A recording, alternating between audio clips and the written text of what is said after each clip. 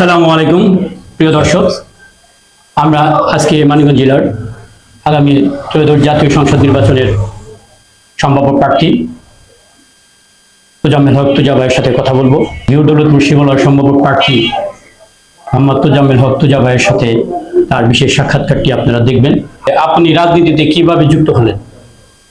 আলহামদুলিল্লাহ, বিসমিল্লাহির রহমানির রহিম, বিসমিল্লাহি ওয়া সাল্লাল্লাহু আলা মুহাম্মদ। আসসালামু আলাইকুম ওয়া রাহমাতুল্লাহ। দল না শুনলেও সম্মানিত জনগণ পাশে আছেন এই কথা দিয়ে শুরু করেছেন। মূলত দল শুনছেন, আলহামদুলিল্লাহ, দল আমাদের কথা, জনগণের কথা শুনছেন। আমরা এভাবেই বলতে চাই।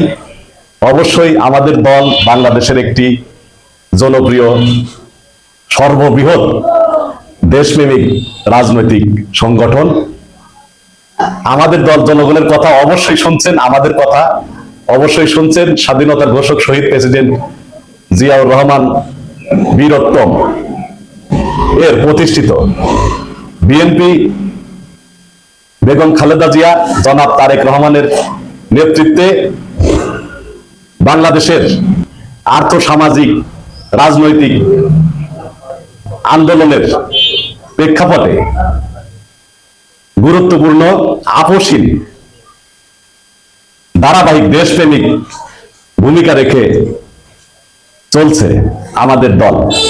স্বাধীনতার ঘোষক শহীদ প্রেসিডেন্ট জিয়াউর রহমান তিনি বাংলাদেশ তথা মুসলিম বিশ্ব তথা বিশ্বে একজন স্বনামধন্য প্রেসিডেন্ট ছিলেন, নেতা ছিলেন। বাংলাদেশ জাতীয়তাবাদী দল শহীদ জিয়ার অনুসরণে শুরু থেকে আজ পর্যন্ত বাংলাদেশের সর্বস্তরের মানুষের ভালোবাসায় সিক্ত, সমর্থন পুষ্ট। কাজেই আমাদের দল অবশ্যই জনগণের কথা শুনছেন, শুনেছেন এতদিন, এবং আগামীতে ইনশাল্লাহ শুনবেন। এবং আমাদের দল জনগণ, দেশ, স্বাধীনতা, সার্বভৌমত্ব, গণতন্ত্রের স্বার্থে, পক্ষে সারাক্ষণই রাজনীতি করে থাকে। কাজে আমাদের দলের কথাই জনগণের কথা, আমাদের জনগণের কথাই আমাদের দলের কথা। ধন্যবাদ আপনাদের। 2008 সালের জাতীয় সংসদ নির্বাচনে আপনি বিএনপির প্রয়াত মহাসচিব খন্দকার দেলোয়ার হোসেনের বিরুদ্ধে স্বতন্ত্র প্রার্থী হিসেবে প্রতিদ্বন্দ্বিতা করেছিলেন। সেই সময় আপনার এই সিদ্ধান্তের পেছনে কি কারণ ছিল? আলহামদুলিল্লাহ, আমাদের দল প্রতিষ্ঠা লগ্ন থেকেই বাংলাদেশের স্বাধীনতা, সার্বভৌমত্ব এবং গণতন্ত্রের স্বার্থে লড়াই সংগ্রাম করার প্রেক্ষাপটে বাংলাদেশের সবচেয়ে জনপ্রিয় একটি সর্ববৃহৎ দেশপ্রেমিক রাজনৈতিক দল। আমাদের এত বড় দলে রাজনৈতিক ভাবে পদ পদবি বিষয়ে এবং বিশেষ করে জাতীয় সংসদ নির্বাচনে একাধিক প্রার্থী আমরা রয়েছি, ছিলাম এবং আছি। আমাদের এই নিজেদের কাজের প্রতিযোগিতার মধ্যে আমাদের থাকতে হয়, যেহেতু আমরা বড় দলের কর্মী হিসাবে রাজনীতিতে সক্রিয় আছি। সেই প্রতিযোগিতায় অনেক বন্ধুর পথ আমাদেরকে অতিক্রম করতে হয়েছে। আমাদের বিশ্লেষণে আমরা সে সময়ে অনেক কাজ করেছিলাম। ঘিওর দৌলতপুর মানিকগঞ্জ এক আসনে আমরা অনেক গণমুখী উদ্যোগ গ্রহণ করেছিলাম। আমরা আশাবাদী ছিলাম আমরা মনোনয়ন লাভে সক্ষম হব। পাশাপাশি 2004 সালে 14 জানুয়ারি গভীর রাত্রে আমার নিজস্ব বাসভবনে আমাকে হত্যার উদ্দেশ্যে পাখির মতো নির্বিচারে গুলি করা হয়েছিল। মহান আল্লাহ পাকের অশেষ রহমতে আমি প্রাণে বেঁচে যাই এবং আমার সঙ্গীদের উপরও, যারা আমার সাথে ছিলেন তখন, গুলি বর্ষণ করা হয়েছিল নির্বিচারে। তারা অনেকেই আহত ছিলেন, আমি মারাত্মক আহত ছিলাম। মহান আল্লাহ পাকের অশেষ রহমতে প্রাণে বেঁচে যাই আমরা সকলে। আমরা আমাদের ন্যায় বিচার থেকে আমরা বঞ্চিত ছিলাম স্থানীয় পর্যায়ে। আমরা মূলত নিজেদের বিরুদ্ধে অনেক ষড়যন্ত্র হয়েছিল, নানামুখী বহুরূপী দলে বিদলে ষড়যন্ত্র করা হয়েছিল, দীর্ঘমেয়াদী ষড়যন্ত্র করা হয়েছিল। সেই ষড়যন্ত্রের বেড়াজালকে ছিন্ন করার জন্য এবং আমাদের বিরুদ্ধে নানামুখী অপপ্রচারও পরিচালনা করা হয়েছিল।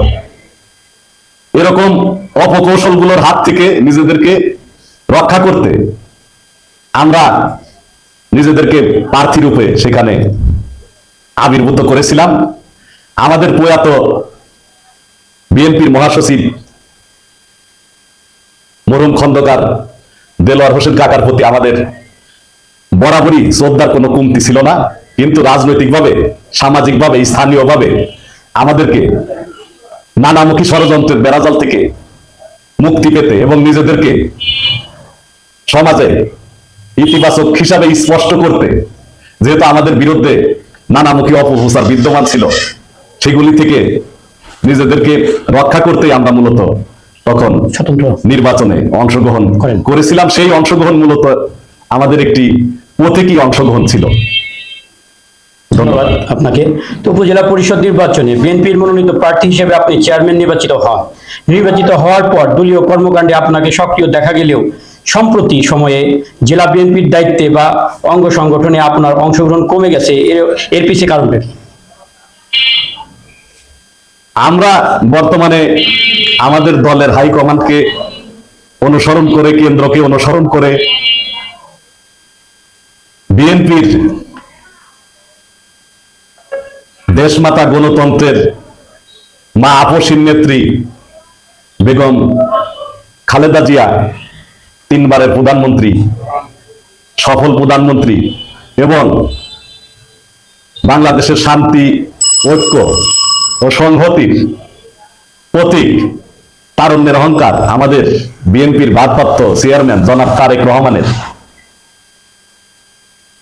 নির্দেশিত, ঘোষিত দেশপ্রেমের ঐতিহাসিক 31 দফার আলোকে আমরা আমাদের নির্বাচনী এলাকা মানিকগঞ্জে ঘিওর, দৌলতপুর এবং শিবালয় আসনে গণসংযোগ, গণমুখী পদক্ষেপ এবং রাজনৈতিক কর্মসূচি কেন্দ্র থেকে যেটি ঘোষণা করা হয় আমরা পালন করে আসছি। আমাদের কাজকর্মে কোনো ঘাটতি নেই। আমাদের রাজনৈতিক কর্মসূচি, গণসংযোগ, সভা সমাবেশ, ঐতিহাসিক 31 দফা প্রচারে আমাদের কোনো ঘাটতি নেই। আমরা তৃণমূল মাঠ পর্যায়ের নেতা কর্মীদেরকে ঐক্যবদ্ধ করে আমাদের দলের হাইকমান্ডের যে শান্তির বার্তা রয়েছে, জনাব তারেক রহমান এর যে শান্তির বার্তা রয়েছে, সবাই ঐক্যবদ্ধ থেকে শান্তি বজায় রাখতে হবে, প্রতিহিংসা, হিংসা পরিহার করে আইন নিজের হাতে তুলে না নিয়ে, সন্ত্রাস দুর্নীতিতে অংশগ্রহণ না করে জনগণের মন জয় করতে হবে। জনগণের কষ্ট হয় এরকম কোনো কাজে অংশগ্রহণ করা যাবে না। এরকম শান্তির বার্তা আমরা মানুষের দোরগোড়ায় পৌঁছে দেওয়ার জন্য নিজেরা কাজ করছি এবং নিজেরাও সেভাবে চলছি।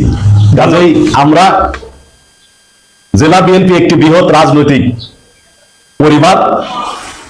আজ কিছু নেতৃবৃন্দ সংগ্রামী নেতাকর্মী কমিটিতে আসি, আগামীকাল নতুন সংগ্রামী নেতৃবৃন্দ কমিটিতে আসবেন।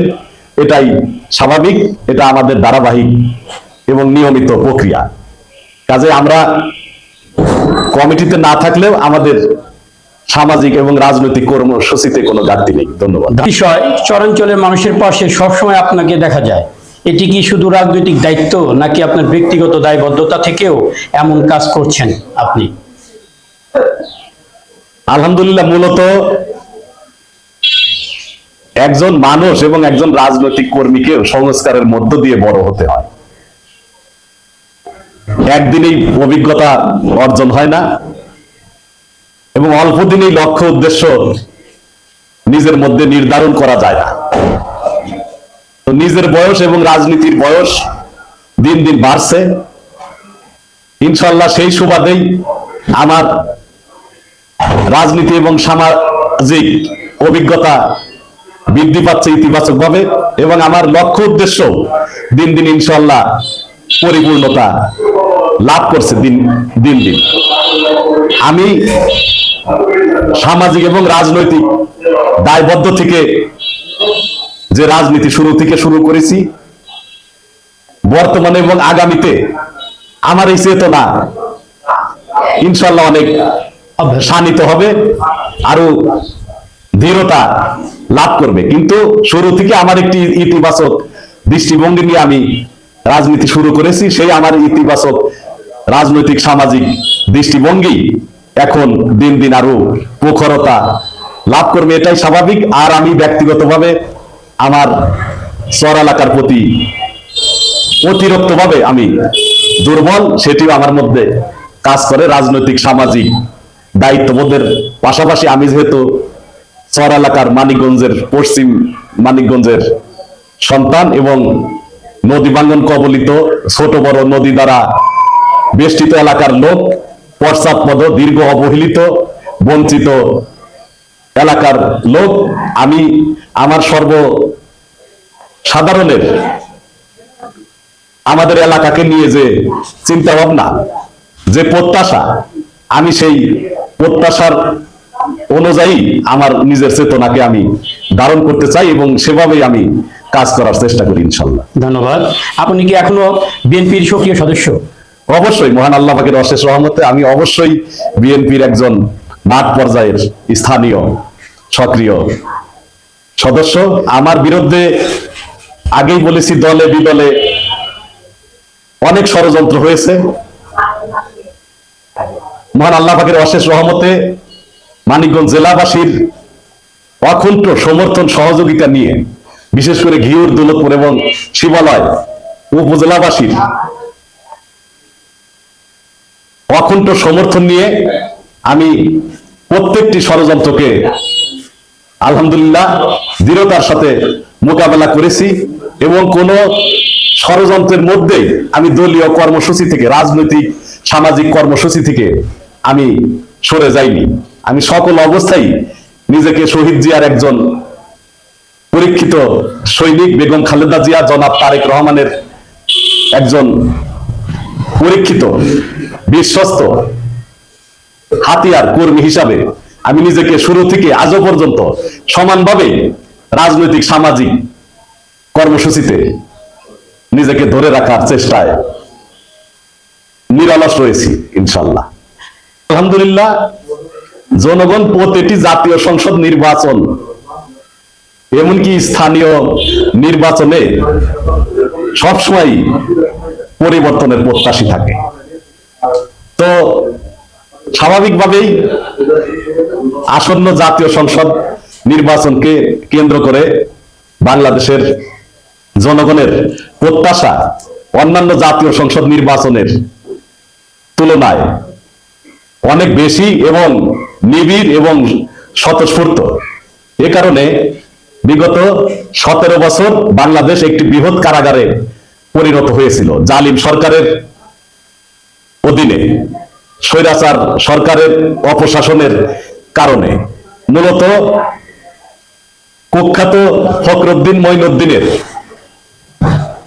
কুখ্যাত 1/11 পর থেকে বাংলাদেশে রাজনীতি মুক্ত করার যে ষড়যন্ত্র শুরু হয়েছিল, সেই ষড়যন্ত্র 17 বছর বাংলাদেশের স্বাধীনতা, সার্বভৌমত্ব, গণতন্ত্র, মানুষের অধিকার, কথা বলার অধিকার, অর্থনীতি সহ বাংলাদেশের সকল সেক্টরকে ধ্বংসপ্রাপ্ত করার গভীর ষড়যন্ত্র অতিবাহিত হয়েছে সাইক্লোন রূপে বাংলাদেশের উপর দিয়ে বিগত 17 বছর। কাজেই সেই সময় ভোটাধিকার হরণ করা হয়েছিল, মানুষের কথা বলার অধিকার হরণ করা হয়েছিল, রাতে ভোট ভৌতিকভাবে অনুষ্ঠিত করার মহড়া দেখেছি, নামমাত্র মহড়া। ভোট কেন্দ্র শূন্য রেখে নামমাত্র নির্বাচন অনুষ্ঠিত হয়েছে, দামি নির্বাচন, একদলীয় প্রহসনের নির্বাচন অনুষ্ঠিত হয়েছে একতরফা ভাবে, অরাজকতার মধ্য দিয়ে। এগুলো আমরা দেখেছি। মূলত বাংলাদেশের স্বাধীনতা, সার্বভৌমত্ব এবং গণতন্ত্রকে বিকিয়ে দেওয়ার গভীর। মানিকগঞ্জ 1 আসনের বর্তমান রাজনৈতিক প্রেক্ষাপট সম্পর্কে আপনার বিশ্লেষণ কি? এই আসনের আপনার জনসমর্থন ও অবস্থান কেমন বলে মনে করেন, এবং আপনি কি মনে করেন এবার জনগণ একটি পরিবর্তনের জন্য প্রস্তুত কিনা? ষড়যন্ত্রের নীল নকশা অপবাস্তবায়ন করার জন্য বিগত জালিম পলাতক সরকার বিভোর ছিল, এটা আমরা দেখেছি। বাংলাদেশ এখন বেগম খালেদা জিয়া, জনাব তারেক রহমানের দীর্ঘ সার্থক নেতৃত্বের মাধ্যমে বাংলাদেশের সর্বস্তরের মানুষের আপসহীন ত্যাগের মাধ্যমে জালিম মুক্ত হয়েছে, স্বৈরাচার মুক্ত হয়েছে। কাজেই মানুষ আগামী জাতীয় সংসদ নির্বাচনকে নিয়ে অন্যান্য জাতীয় সংসদ নির্বাচনের তুলনায় বেশি আশাবাদী থাকবে, বেশি প্রত্যাশা করবে। দেশ, গণতন্ত্র এবং সার্বিক শান্তি, উন্নয়ন এবং সমৃদ্ধি কামনায় মানুষের এই প্রত্যাশাগুলো বেশি থাকবে, এবং এই বেশি থাকবে ইনশাল্লাহ স্বাভাবিকভাবেই। যেহেতু বেগম খালেদা জিয়া, জনাব তারেক রহমান বিএনপির মাধ্যমে দীর্ঘ আন্দোলন সংগ্রামে আপসহীনভাবে নিজেদের জীবনের ঝুঁকি নিয়ে নেতৃত্ব দান করেছেন, সেহেতু বেগম খালেদা জিয়া এবং জনাব তারেক রহমানকে কেন্দ্র করেই মানুষের এই প্রত্যাশা, বাংলাদেশের এই প্রত্যাশা আবির্ভূত হচ্ছে এবং হবে ইনশাল্লাহ দীর্ঘদিন। বাংলাদেশে দেশপ্রেমের মাপকাঠিতে পরীক্ষিত হিসাবে নিজেদের অবস্থানকে স্পষ্ট করেছেন বাংলাদেশের পক্ষের শক্তি হিসাবে, আপসহীন শক্তি হিসাবে। সেহেতু বাংলাদেশে ইনশাল্লাহ অবশ্যই আমাদের সর্বস্তরের মানুষ ধানের শীষকে কেন্দ্র করেই আবর্তিত হবে। জাতীয় সংসদ নির্বাচন সহ শান্তি, উন্নয়ন এবং সমৃদ্ধির রাজনীতি। ধন্যবাদ। জেলা বিএনপির অভ্যন্তরীণ কোন্দল বা গ্রুপিং সম্পর্কে আপনার অবস্থান কি? আগেই বলেছি, আমাদের দল অনেক বড় এবং জনপ্রিয় একটি দল। আমাদের এই দলে রাজনৈতিকভাবে নেতৃত্বের প্রতিযোগিতা রয়েছে।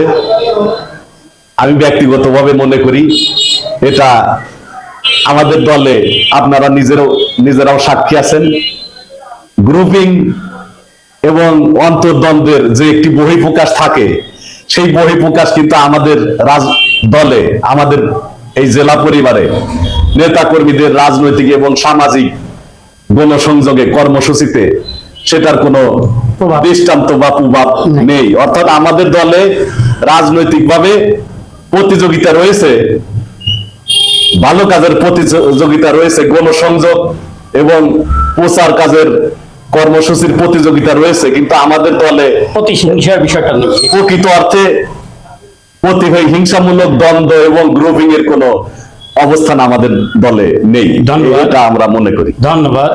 যদি আপনাকে বিএনপি থেকে দলীয় মনোনয়ন না দেওয়া হয়, আপনি কি স্বতন্ত্র প্রার্থী হিসেবে নির্বাচন করবেন? এটা আসলে এই প্রশ্নটা আমাদের দলের, আমরা যেহেতু দল করি, দলের নির্দেশ মেনেই আমাদের পদক্ষেপ নিতে হয়। দলের উপরে শ্রদ্ধা রেখে দলের নির্দেশ এবং হাইকমান্ডের প্রতি শ্রদ্ধাবোধ, সম্মান রেখেই আমাদের পদক্ষেপ নিতে হয় মাঠ পর্যায়ে। আর যদি আপনি মনোনয়ন পান, তাহলে আপনার নির্বাচনী ইত্তেহারে কি অঙ্গীকার থাকবে বা রোডম্যাপ কি থাকবে আপনার আসনের জন্য? ইতিমধ্যে আমরা সভা সমাবেশ, গণসংযোগে, রাজনৈতিক কর্মসূচিতে যে বক্তব্যগুলো দিয়ে এসেছি, আমাদের নদী ভাঙ্গন কবলিত এলাকা, দীর্ঘ পশ্চাৎপদ, রাজধানীর কাছের জেলা, দেশের মধ্যবর্তী অঞ্চল হওয়া সত্ত্বেও আমরা উন্নয়ন বঞ্চিত, অবহেলিত, পশ্চাৎপদ, নদী ভাঙ্গন রোধে আমাদের এলাকায় এই দীর্ঘদিনেও কোনো কার্যকর দীর্ঘস্থায়ী ব্যবস্থা গড়ে ওঠেনি পরিকল্পিতভাবে। উদ্যোগও নেওয়া হয়নি কখনো।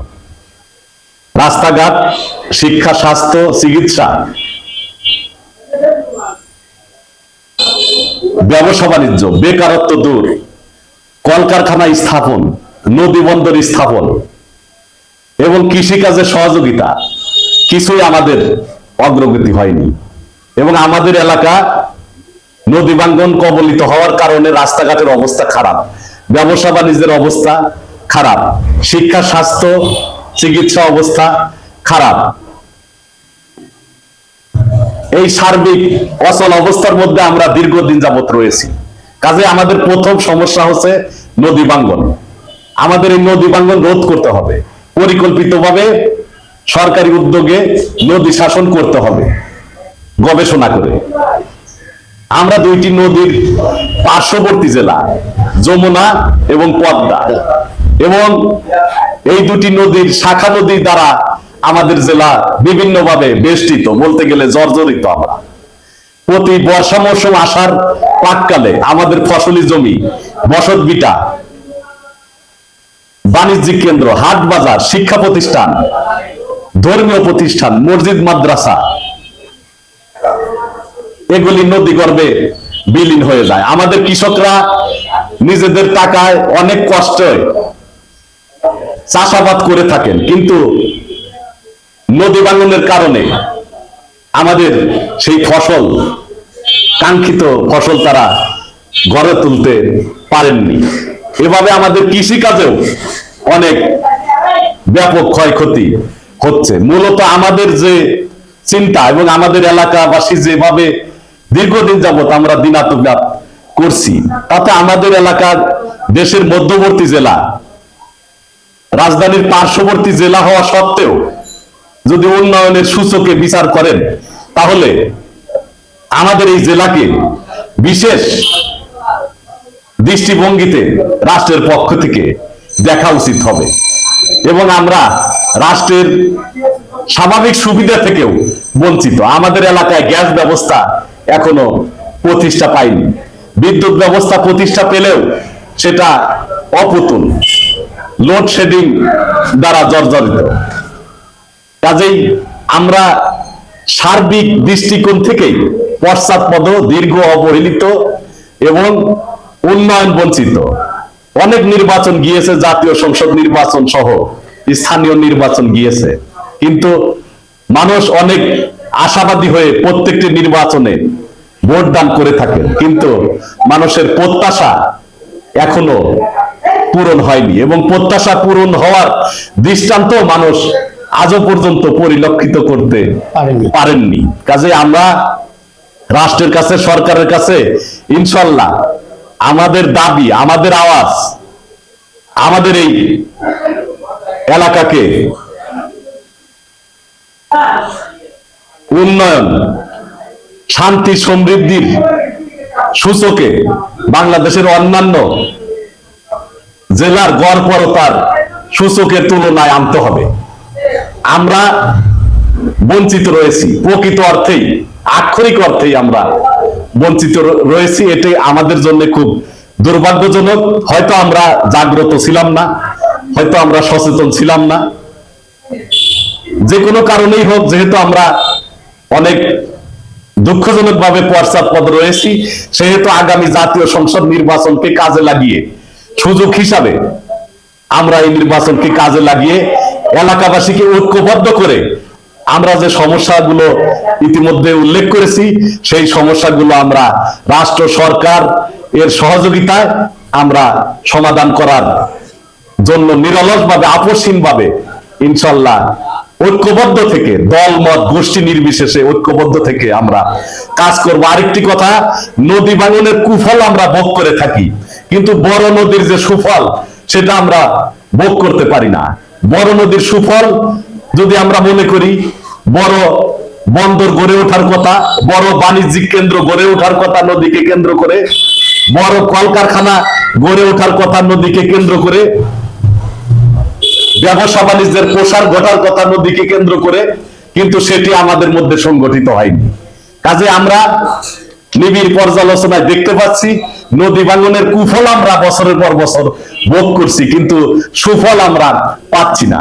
এদিক থেকেও আমরা দুঃখজনকভাবে হতাশায় নিমজ্জিত আছি। ধন্যবাদ।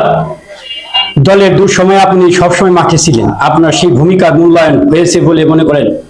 অবশ্যই, আলহামদুলিল্লাহ। আমি তো ব্যক্তিগতভাবে এত বড় সমাজে, এত বড় দলে কিছুই না, একজন ব্যক্তি কিছুই না, একজন কর্মী এত বড় একটি জনপ্রিয় দেশপ্রেমিক দলে, এত বড় সমাজে কিছুই না। দল আমাকে মূল্যায়ন করেছে বিধায় দলের সম্মানিত সংগ্রামী সর্বস্তরের নেতা কর্মী, ভোটার, সমর্থক এবং বিশেষ করে মানিকগঞ্জ জেলাবাসী আমাকে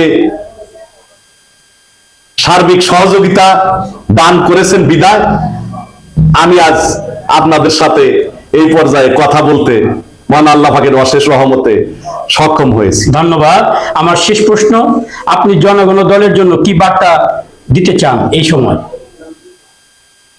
আলহামদুলিল্লাহ, আমার ব্যক্তিগতভাবে কোনো বার্তা নেই। আমরা মূলত হাইকমান্ড এবং কেন্দ্রের বার্তা আমাদের মাঠ পর্যায়ে আমরা প্রচার করে থাকি, সভা সমাবেশ গণসংযোগের মধ্য দিয়ে। আমাদের সেই বার্তা হচ্ছে দলকে ঐক্যবদ্ধ রাখতে হবে, দলকে দুর্নীতি মুক্ত, সন্ত্রাস মুক্ত, চাঁদাবাজি মুক্ত রাখতে হবে এবং প্রতিহিংসা মুক্ত রাখতে হবে, হিংসা মুক্ত রাখতে হবে। আইন নিজের হাতে তুলে নেওয়া যাবে না, জনগণের কষ্ট হোক এরকম কোনো কাজে অংশগ্রহণ করা যাবে না। অর্থাৎ জনগণের মন জয় করতে হবে।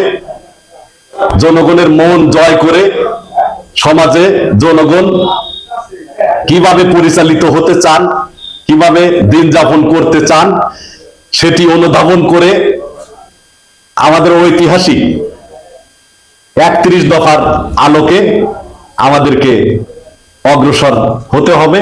এটাই আমাদের দলের হাইকমান্ডের শীর্ষ পর্যায়ের বার্তা। এবং আমাদের দলের এত বড় দেশপ্রেমিক ইমেজ, এই ইমেজকে বাংলাদেশে এখনো তো কম বেশি ষড়যন্ত্রকারীরা বিভিন্নভাবে ছদ্মবেশে ঘাপটি মেরে রয়েছে, ঈর্ষা করে আমাদের এই দলের দেশপ্রেমিক এই বিশাল ইমেজকে। মূলত আমাদের প্রতিষ্ঠাতা, স্বাধীনতার ঘোষক শহীদ প্রেসিডেন্ট জিয়াউর রহমান বহুদলীয় গণতন্ত্রের প্রবর্তক। অল্প দিনের শাসনামলে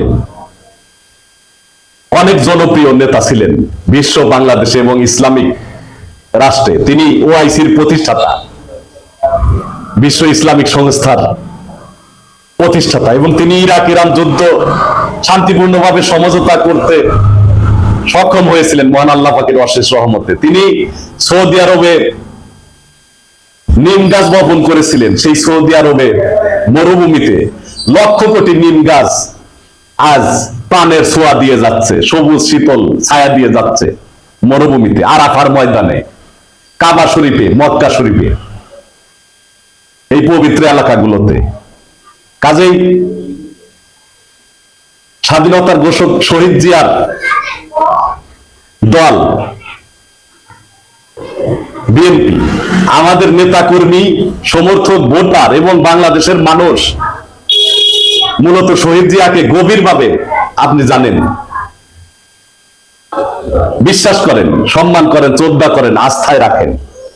এবং শহীদ জিয়া শুধু আমাদের দলীয় সম্পদ না, শহীদ জিয়া আমাদের জাতীয় সম্পদ। এটা যারা ভিন্ন দল করেন তারাও এটা হয়তো ইনশাল্লাহ স্বীকার করেন, অনেকেই প্রকাশ্যে করেন, অনেকেই মনে প্রাণে করেন। যা হোক, আমাদের দলের বিরুদ্ধে, শীর্ষ সম্মানিত নেতৃবৃন্দর বিরুদ্ধে অপপ্রচার, অপভাবে ষড়যন্ত্রমূলক ভাবে পরিচালনা করার অপচেষ্টা কিছুটা লক্ষ্য করা যাচ্ছে। হালে পানি পাবে না, পানি পাওয়ার কথা না, সেটি সম্বন্ধে আমাদের নেতাকর্মী সচেতন আছেন। আপনারা দেখেছেন, আমরা কয়েকদিন আগে এগুলোর বিরুদ্ধে আমরা বিক্ষোভ মিছিল করেছি।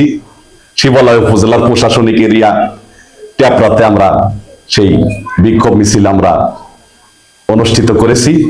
যা হোক, আমাদের দলের হাইকমান্ডের সময়ে সময়ে যে বার্তা আসবে, যে ঘোষণা আসবে, সেই ঘোষণায় আমরা পালন করে যাব। আর সাংবাদিক ভাইয়েরা, শুরু থেকেই সাংবাদিক ভাইয়েরা এবং মানিকগঞ্জ জেলা প্রশাসনে, পুলিশ প্রশাসনে যারা এই পর্যন্ত কাজ করেছেন, তারা আমাকে, আমি সত্যি কথাই বলবো, তারা আমাকে নিবিড় ভাবে সহযোগিতা করেছেন, ন্যায়সঙ্গত ভাবে সহযোগিতা করেছেন। আমি পক্ষপাতিত্ব করব না। আমার প্রত্যেকটি ষড়যন্ত্র মোকাবেলায় আমি সংশ্লিষ্ট পর্যায়ের সহযোগিতা আমি পেয়েছি। আমি তাদের প্রতি আমি গভীর কৃতজ্ঞতা ব্যক্ত করছি এবং আপনাকে ধন্যবাদ জানাচ্ছি। ধন্যবাদ। শত ব্যস্ততার মাঝে আমাদের মাঝে আগামী ত্রয়োদশ জাতীয় সংসদ নির্বাচনের সম্ভাব্য প্রার্থী হিসেবে তোজামেল হক তোজা সাহেবের সাথে কথা বলার জন্য। আগামীতে দেখা হবে অন্য কোনো বিশেষ গুণীজনের সাক্ষাৎকারে। এই পর্যন্ত সুস্থ থাকবেন, সুস্থ রাখবেন, ভালো থাকবেন। আসসালামু আলাইকুম।